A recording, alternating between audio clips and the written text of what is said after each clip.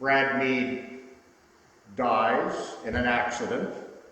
And then with Killington, we're going to start about 1955 era, and we're going to end right at the first day of Killington ski area, which my mother filmed on December 13th, 1958. It's color film.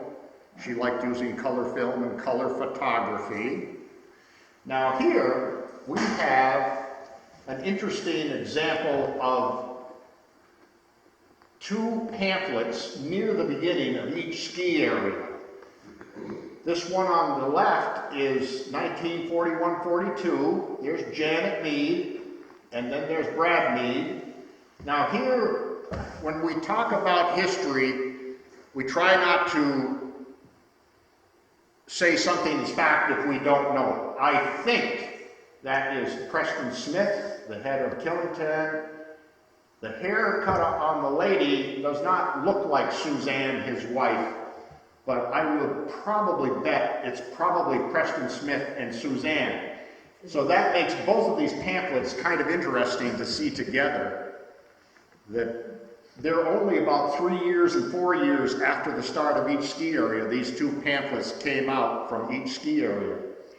One thing I want people to understand: women don't get enough credit in the ski industry. That's right. Okay, we're in agreement. Janet Mead, and we're going to talk about June Acker later.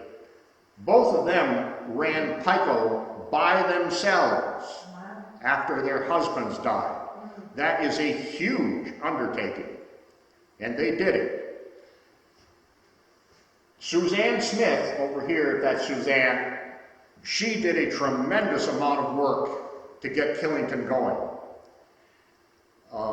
She doesn't seem to get the credit. You know, Preston Smith gets a lot of credit, but he actually deserves a lot of credit, but she was working night and day right along with him. It was a tough undertaking when they started.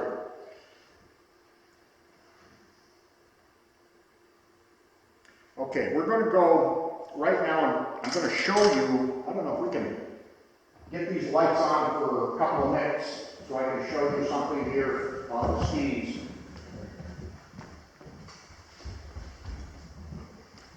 This is rather informal. This is not something we present to the Society of American Skiers or whatever yet. I'm not tolerant enough of that. Okay, I want to discuss the early part of American skiing. 1920s. This is basically what they skied on. This sucked. It was a strap you put basically a regular hiking boot in, and you tried to control yourself going down the hill with no metal edges. Wow. 1920s, very little skiing in this country. The Europeans were doing a lot of skiing, and they were actually really good at it because they practiced constantly. It was a labor for them to learn how to ski, but they did it. They were far ahead of the Americans up until we got going in our ski industry. We did not get going until the 1930s. And what made us take off is finally skis were bought over in Europe and brought into the United States, and we didn't even have importers. You basically went to Europe, bought your skis, and brought them back. You had to be rich enough to go on the trip. And we ended up with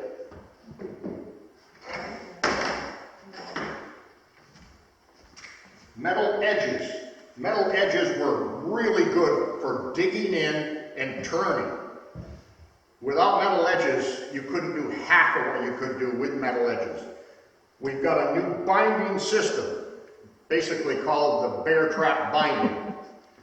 It would hold you in good, and sometimes too good. This is where we started breaking legs and ankles, very nasty, but it did give you control as long as you were on your skis properly. Whereas that other thing, with the strap, it didn't hold you in, but that was half the problem. Here, it holds you in good, and sometimes it holds you in too good. This particular pair is probably from the late 50s. These are Rosignol's, and much superior to that first pair, that first one I showed you. And then we'll show you another thing. Wait, are you saying these are downhill skis? Yes, downhill skis. They also use them for cross-country. Yeah, I would do that. And you're going to see a picture of a cross-country expedition on downhill skis. It was the same. They used wide skis for cross-country because they didn't go on groomed cross-country trails back then. They went through the woods, nothing groomed. So if you use a modern cross-country ski in the woods, you're going to go out of sight. They're too narrow. These are World War II 10th Mountain Division skis. And these are the poles the 10th Mountain Division would use. Same color, they're white. Even the baskets are white. These things have just got dirty. Everything here is dirty and old. These skis are made in 1944. They're made by Northland Ski Company, which was a major ski company in this country around before World War II, during World War II and after. Laconia, New Hampshire, it says right on the bottoms of them. The 10th Mountain Division practiced a lot, and they were tremendous skiers, which got our ski industry going because of what they learned skiing in the Army. There's another thing that happened. Europeans were so good and Americans were so bad that any time a ski area started, the ski area had to go to Europe and find ski instructors. There weren't decent ski instructors in the United States. And we're going to go into a little of that later on about how good these ski instructors from Europe were. Yeah. That's good.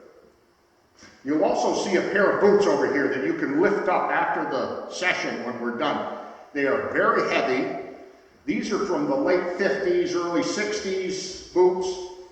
They are double boots. You have to lace the inside first, then lace the outside, and they are wicked heavy boots. Nothing like what we have nowadays. They didn't have ankle support. And then before that, it was even worse. They were basically an over-glorified hiking boot. We called them square toes. I started on square toes. And for kids, we didn't have double boots. We just froze our feet off real quick. That's the way that worked out. Janet Mead and Brad, over on the side there, they met each other, and we have a Chittenden connection here. They honeymooned on Chittenden Reservoir on Honeymoon Point. Now, Honeymoon Point is that big rock out there, right on the point, and they actually honeymooned all over the state. They were really into honeymooning right after they got married. And, but that is one of the spots where they honeymooned, and we call it Honeymoon Point in Chittenden now. So there's one of your Chittenden connections right off. Now, next slide, please. Welcome to North Tower. This was the official greeter at North Tower. Like to greet everybody. It looks like a goat, but it's a deer, named Bambi. And that's the front gate entrance to North Tower. The Meads built North Tower. Very few people know about it, but you're going to see some pictures tonight. It's in Mendon. Most Mendon people do not know it exists. I grew up there, and I'll get the me stuff out of the way while I'm doing this talk tonight. We want a tour. Anyway, I grew up there, and I've also skied most of my life, starting at age 3. Andrea Mead, who won 2 gold medals in the 1952 Olympics, also grew up there. She started skiing at age 3 at this place, on its hills. I started skiing at age 3 many years later on these hills, and people ask me, what gives? She got 2 gold medals, you got nothing. There's a difference in attitude, I guess. So we don't have to go any more into it. But I've never won a race, I've never been in a race in skiing. But I've done a lot of skiing, and I grew up in the ski business. And my father was an actual ski nut. There was something wrong with that boy. During World War II, he was a draft dodger during the whole war, and we've got lots of pictures of him going to all different ski areas during the war, getting himself photographed. There's one over on the table there, 1944 in Yosemite. I didn't know Yosemite had a ski area. And he's having a blast. Well, there's only one adult year where he never skied during his adulthood, and that is the year he spent in Danbury Federal Penitentiary to make up for his draft dodger years. They did not have a ski area down there. So that was that. Danbury? Danbury, Connecticut. Really? Oh yeah, he had to spend a year in prison for being a draft dodger. Okay, next picture, please.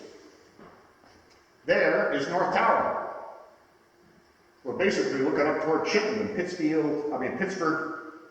That's the lead mine area way up in the background. This is on cliffs. The North Tower has cliffs. It's got cliffs on the south. This is where this is taken from. It's got cliffs on the southeast. It's got cliffs over on the west. It's got cliffs to the northeast. Very enchanting place. Now, I'm going to read you a quote that Andrea Mead put in her book. She wrote, "My tap roots are at North Tower. As small children, we rarely left it, and returning home from school was like turning a corner into another world." This place is really neat. Now, you'll see in other publications where once in a while somebody calls it North Towers. It is not North Towers, it's North Tower. Let's have the next picture, please. That's the pond that didn't exist when Andrea Mead owned it. My father built that, but the cliffs did. So you can see some of these cliffs. This whole place has got enchanting places around that you can walk over, get on top of. You can see how Andrea Mead was fascinated with being there. And she used to visit many times over the years. She'd come and visit just to look at the place again after she'd moved out west. Because that's where she actually lived most of her life, was out west after the Olympics. In fact, I think about that time she was already gone. Next picture, please. There's the big tower of North Tower. This is the front. It's weird. It does not look that ought to be the front, but that's the front of North Tower. Looking east. And then the next picture, please. That's the south. It's sort of a black and white picture here. That's the south of the North Tower. Then next picture, please. This is the north of it. Now you're going to see there's a lot of interesting structure here. This was designed by Brad Mead. Brad Mead was an artist.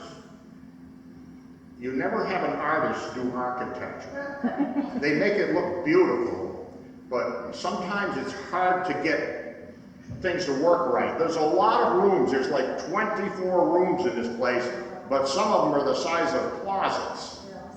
Even the master bedroom is very small. What's the square footage? What's the square footage?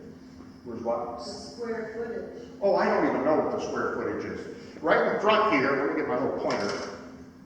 You'll see better once we get the other pictures. I got more pictures. This is the courtyard in front. There's a little pool here, a beautiful little reflector type pool inside those walls. And other pictures will show it better. Next picture, please. This is from the northeast. Actually, it's the north side again from another angle. Now, take a look at this structure here. That is the chapel. The chapel had ceilings that were probably close to 30 feet. It would make you dizzy looking up at it. Taller than this right here. Probably by another 8 feet or so. Taller than this 15 ceiling. or 16, so it may be twice that. Oh yeah. I don't know who painted them, but they had to use scaffolding to do that. Next picture, please. This is the inside of the chapel. This is the room. It was actually a big room. That whole structure there was one room. And there, you can basically almost get the idea of the ceilings going way up. It was very beautiful, wood paneled all around. And on the other end was a balcony inside with an organ up there that Janet Mead would play a lot. I don't know how they got that organ up there. Had to use scaffolding and lift it somehow, but I just never could figure that one out.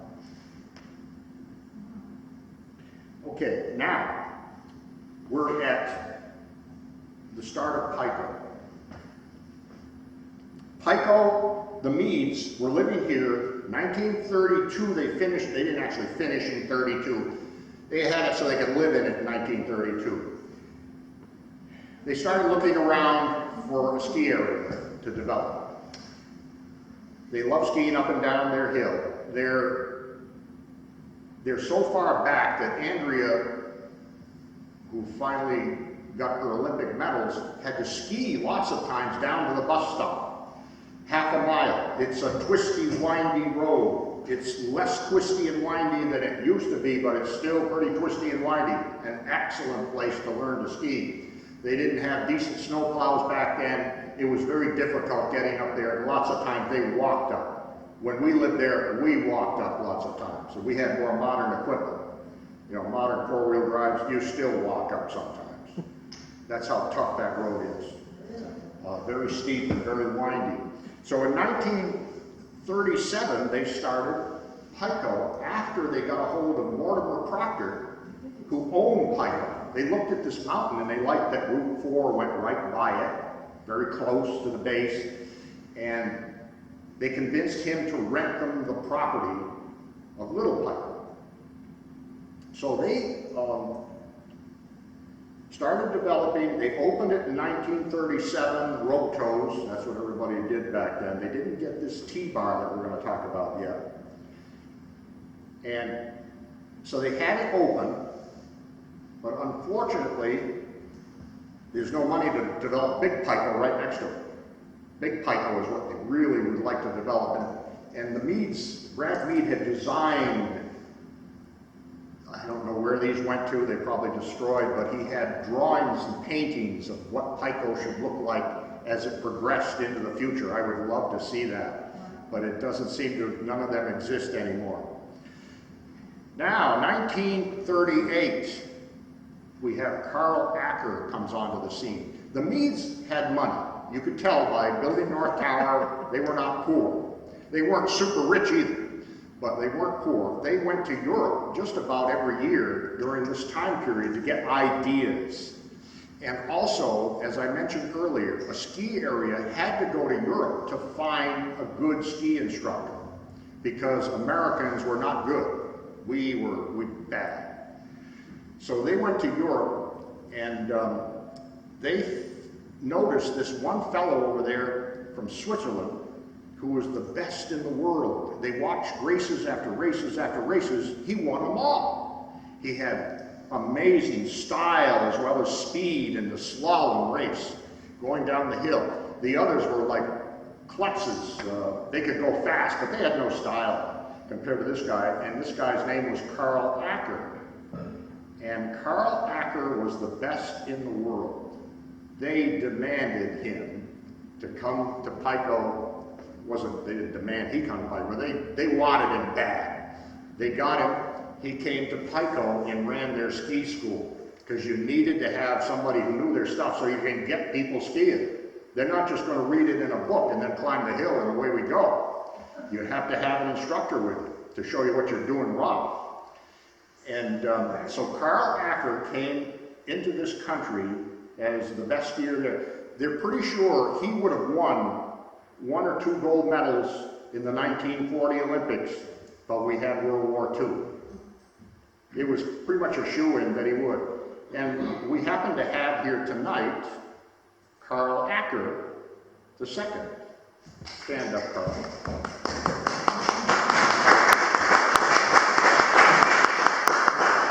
Carl son. And he spent a lot of time at Pico growing up. He knows that mountain inside and out. And he brought a bunch of photographs mostly in black frames for you to look at afterward. They are beautiful old photographs of Pico, especially the T-bar area. So look at those, and his mother was beautiful. Not that he isn't handsome, but his mother was a very beautiful person. She and my mother were very good friends because of both of their husbands died the same year. Now, those photographs of Carl Acker is over on the right. June Acker is in the middle. That's Carl here's mother. And I don't know what the other photograph, oh, there's 3 people in the other photograph. Also a very nice photograph there. But Carl, you can fill them in on any detail you think they should know right now. So you forgot? Yeah. Can we start over again? No, I'm just kidding. No. Well, he can talk later too. But Pico, he's been through the ins and outs of Pico a lot, and there was a lot that happened later on. Now, okay, we've got Pico running. There's something happened here. Brad Mead came down with tuberculosis. Back then, they didn't have a cure for it. Brad Mead and Janet Mead were very gung-ho people. Didn't like to be tied down, especially Brad. But Brad had to go to the Pittsburgh sanitarium, where the state police is now. That was a sanitarium for tuberculosis patients. They didn't have penicillin or other drugs to get rid of tuberculosis like we can now. And he got better. He had a collapsed lung, but he got better. And he got out of there and went to visit some friends of his on Chittenden Reservoir. Here we got Chittenden again, yes.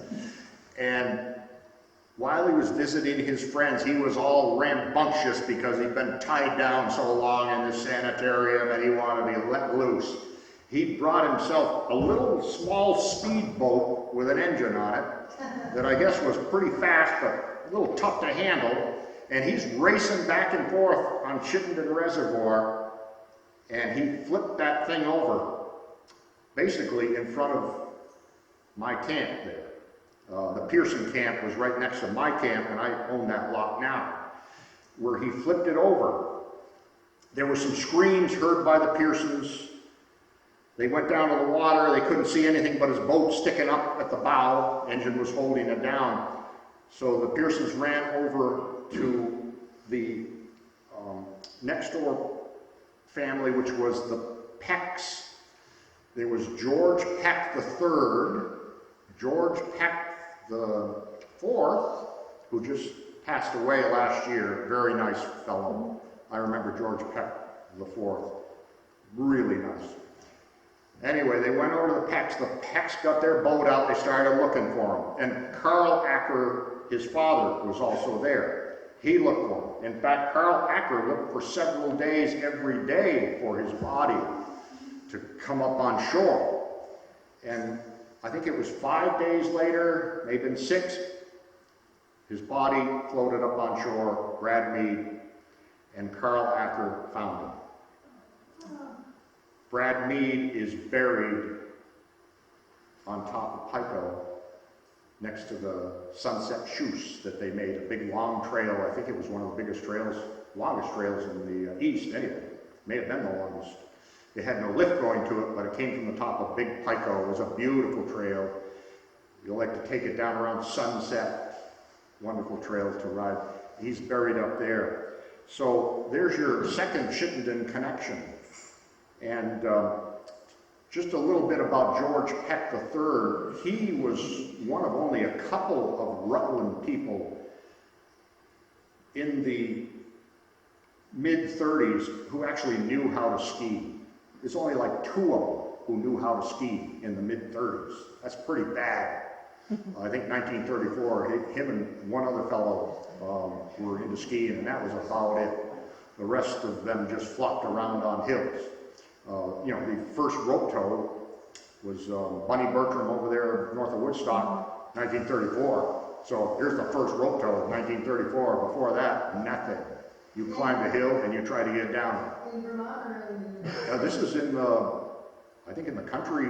There was one up in Canada that was earlier, but I think in this country, that was the first rope tow, Bunny Bertram's, 1934. And that was that. Now, in 1942, before Brad Mead dies, they had gone back to Europe, Brad Mead and Janet, looking around for some sort of lift that is better than a rope tow. Rope tows, I hate them. They are awful on your arms. They will rip your gloves apart, your mittens, all full of little slivers after a while. And they knew they had to do better. They found this thing called a T-bar, where you put the bar basically almost under your butt.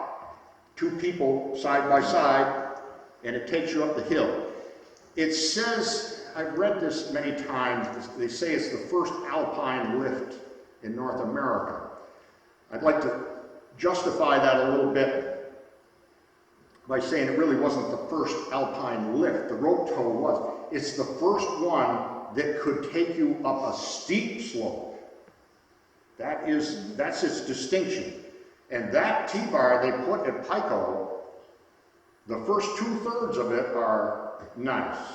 The last third, if you're a kid like I was, you hang on for dear life, and I never could do it. My mother took me on that thing at, I was probably 6 years old, and no way.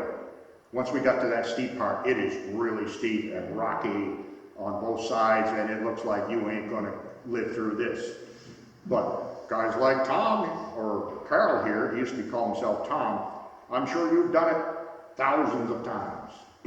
I haven't even done it once. But if you could put up the next slide, please. This is an original brochure put out by the Rutland Chamber of Commerce. Killington people, there were only a handful of people at the start of Killington, and they were making no money. They were starving to death trying to get this thing going. And so Rutland Chamber of Commerce put out this brochure by themselves. Killington paid nothing. They couldn't afford anything. Preston Smith, he's a young guy. Oh, Brad Mead died at 37. Preston Smith, at about age 24, is trying to start Killington. These are young guys we're talking about here. Preston Smith went everywhere, up to Montpelier, to other states, to try to get investors, to try to get the state to lease him the land and build a road. The state had been building roads to other ski areas like Jay Peak, Burke, Okemo, Sugarbush area later. It was a policy to build roads, but the state looked at Killington and said, this is not very good. That is way back. Killington was way back and way up.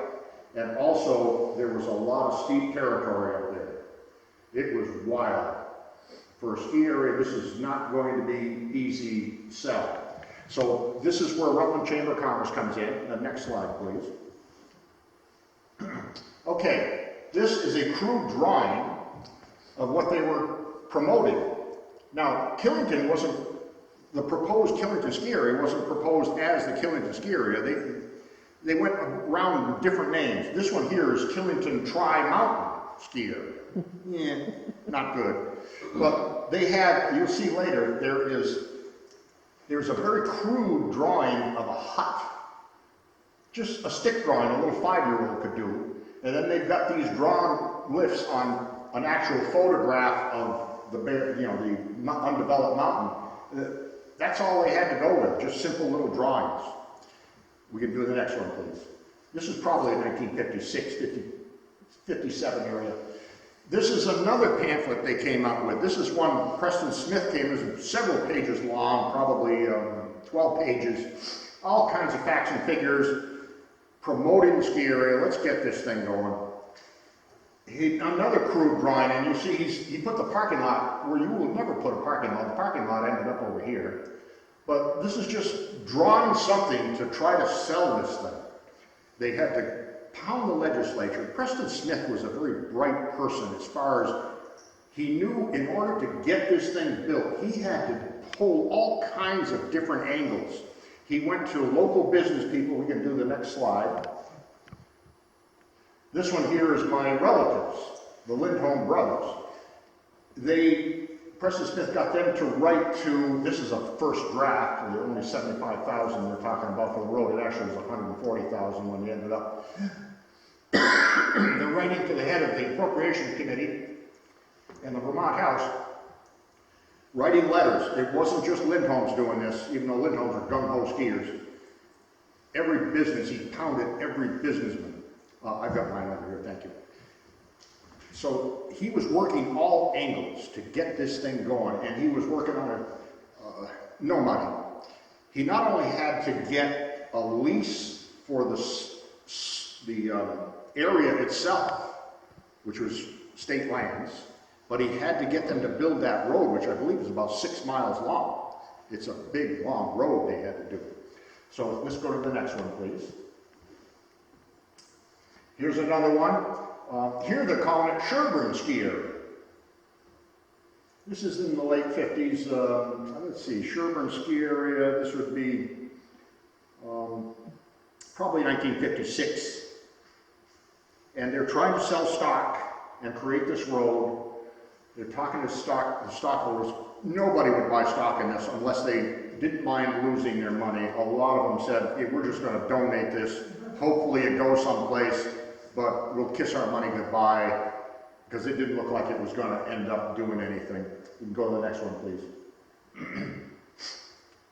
Yeah, that's another crew. Try one more. That looks like it went backward. No, one more. Okay, I just put this in. Over on the left of Sanborn Partridge, he was a state senator later on in Vermont. And then these are all my relatives.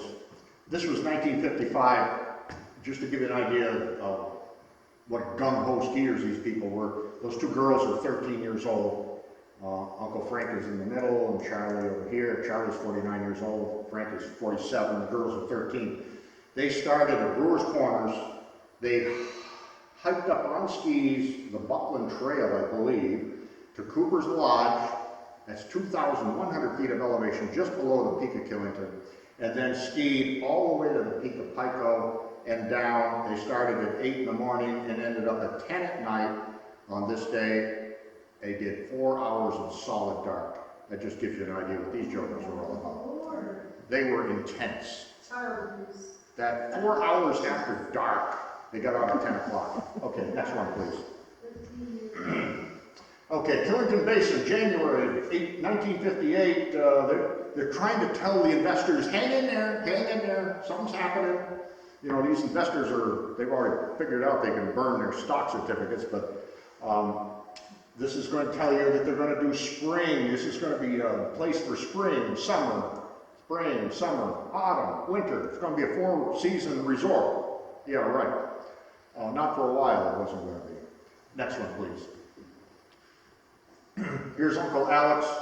He bought some stock. He figured this money was probably they'll never see that again. But he did buy some stock there. He felt kind of sorry for him. And next one, please. Here is, I used to think this was their first balance sheet, but they started late 1955, the corporation, so there may have been 1 or 2 balance sheets before this, but they took a loss. Look at these small figures. That wouldn't even be 1 day at Killington anymore. It wouldn't even be several hours, basically. Those are little figures. The next one, please. They took a loss that year. And Preston Smith did not take many losses. I think he took a loss this year. That one, that's 57, 58 fiscal year. And then that was a $11,000 loss. He made it 10,940. I'm sure he squeezed that in to keep it below 11,000. But how would you like to be an investor and you're looking at this stuff and it's like, oh, this is not good. So anyway, next slide, please. Here is December 8, 1958. It's going to open on the 13th. Preston Smith is telling his stockholders, well, we've got 2 lifts we're waiting for 2 more, and we expect to open up with 2 lifts and hopefully 2 more, and, you know, the stockholders they're pretty antsy about all this stuff, I'm sure.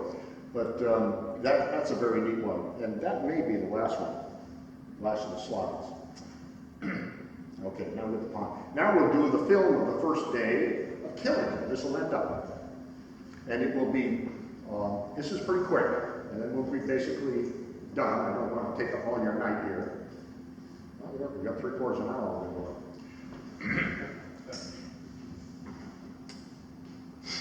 Now I'll explain some of this. This is not all the first day of Killington. This goes back to about 1957, where we're going to start.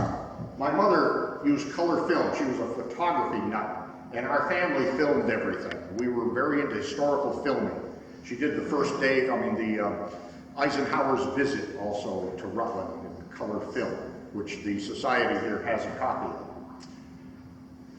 Eisenhower was wearing a brown suit. You don't see presidents wearing brown suits.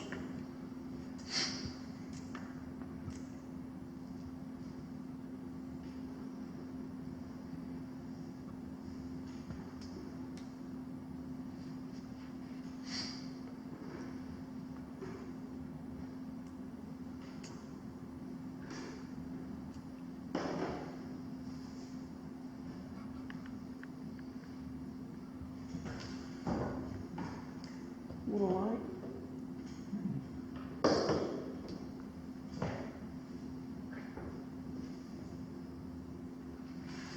There we go. Up. Right here is the barn that went with the Bates house. This is about the position of the wobbly barn now. They didn't make the wobbly barn out of this, but these are big wheels. There's Royal Biathro pushing snow. In fact, when he was in a nursing home, I took this film down and showed it to him. I said, you know, we're having a puzzled time. Preston Smith doesn't know who this guy is. None of us know who this guy is. Can you tell us who this guy is? So he's looking at it from his nursing home bed. My God, that's me. So that's Royal Biathro. He's the first employee of Killington. Yeah, and you can see they're bragging about the snow they've got. This is probably 1957 when my mother filmed this. They were trying to get some film together to sell, probably on television or something. So they took a lot of film clips and big bulldozer. They bought that new. It's an International Harvester. That's on their balance sheet. Preston says he could never operate that. Okay, this is about 57. Killington Basin has signs. These signs are down by the West Hill Road at the bottom of them. I've actually gone there and seen the background. This is Suzanne Smith driving up West Hill, right at the bottom she is. And she's driving a Volkswagen with skis. I think this is going to be a propaganda thing. Dirt road. Look at the road. This is springtime. It has to be. There's mud season. And driving different sections. The back window. Yeah, that's the little small back window. So she's driving that Volkswagen. Look at the mud. This right here is where the Summit Lodge is. Summit Lodge will be over on the side. You can see that building in the background is still there. That's that School Road, I think it is. Schoolhouse. Yeah. There's Killington Peak in the background. Nothing there, of course. Here's a panorama of nothing except forest. So I'd say this is probably 1957. I won't guarantee it's not 1958 in the spring either, but it's one or the other. You can see a lot of snow. This is springtime. So this is gonna be good. But you see how far back? Yeah. You know, the base of that skier is way back there. That's where the base is gonna be. Justin, did they have more snow back then? Oh yeah. Yeah, usually did. But they had years where it wasn't. Okay, this is the opening day. We're now opening day. We are down. This is the road going up, the new road going up to Killington. Cars are going up there. So it's 5 miles. This is at the base. Here's, Karen, you've got this in your book, Karen Lawrence, her book on Killington. This, they're going to have a prayer session. Bill's Country Store is right over on the side here. You just barely saw gas pumps. Route 100 takes off behind here. There's the signs for Route 100 in the back. Preston Smith has no hat, he has a headband, right back there we are, Preston Smith. He wouldn't wear a hat if it was 30 below zero, only headbands. They're doing a prayer. We don't do that much anymore when we open up stuff, but they loved doing it back then. Now here's opening day again. You can see the trails now.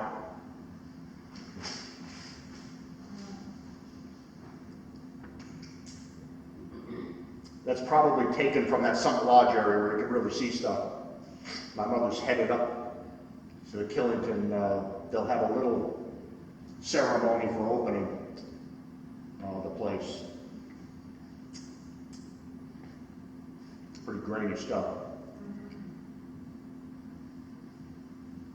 Okay, here is the Palma lift, Snowden Palma. I think that's Wally Morrison. I can't guarantee that. Here's the first guy, one of the first guys to take a ride. There's Governor Aiken. He was a governor back then, not a senator. Governor Aiken is greeting everybody. I think that's Wally Morrison right over there. They're going up the lift. That is the conclusion trail, what we call it. I hated going up that thing. I was a little kid. Now we're into, this is very interesting. There's my brother and there's me. My mother had to get us in on the first day. We had already skied Bromley. I remember skiing Bromley, Mad River, and Pico. I'm 4 years old now, and I'm pretty rusty because I haven't skied at all yet. This is the first one for that year, and it would be the last. I'll tell you why. But we're fooling around up there. There's a little bit of debate. Preston Smith swears that kid's Palma was not open, or he didn't think it was open, but this shows that it was open. They're going by right over through there. I talked to Royal Diathlon about it. He said if they'd come in, it would only take them a few hours to put it up because they had 2 bases and that was it. And the bases were already there. All you had to do was bolt them down. Well, anyway, this is the first and last photography ever of me skiing that I know. That's me. I think my style kind of sucked. Nobody wanted to take my picture. But it's funny, my mother did not take any more, nobody took any more pictures of me. This is it. It's the first and last of me skiing. And I skied a lot most of my life. There's Olympic potential right there. Yeah, right. Yeah. Well, what happened was, Together. 1 week after this was filmed, my father died in a horrible car wreck, burned up in a car. 2 teenagers were drag racing stolen cars down Route 4 while he was going home. And all our Christmas presents plus skis burned up in the car. And my mother would not touch that camera again. This is people, there's the Quonset hut back there. That only lasted 1 year. These are the, okay, that's the end of it. This is the Volkswagen Square Dance where there was one little fender bender. I don't think before or after they've ever done that again. But you could see there was one of my best ski people, my ski technician, Francis Renner, who taught me to mount bindings and tune skis and whatever.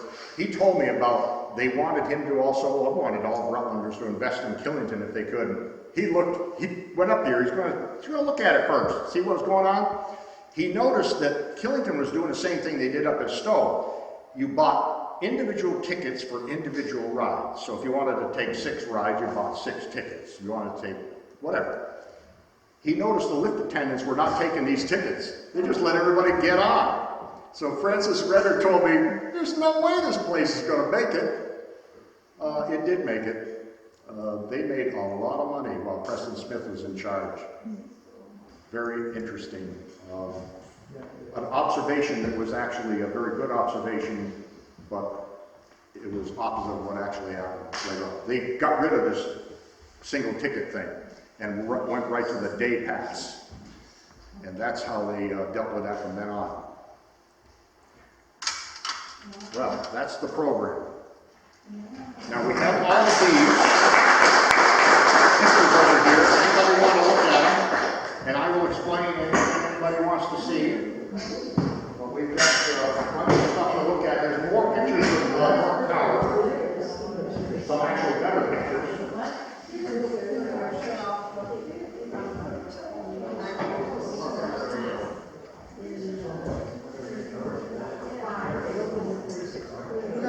turn it off.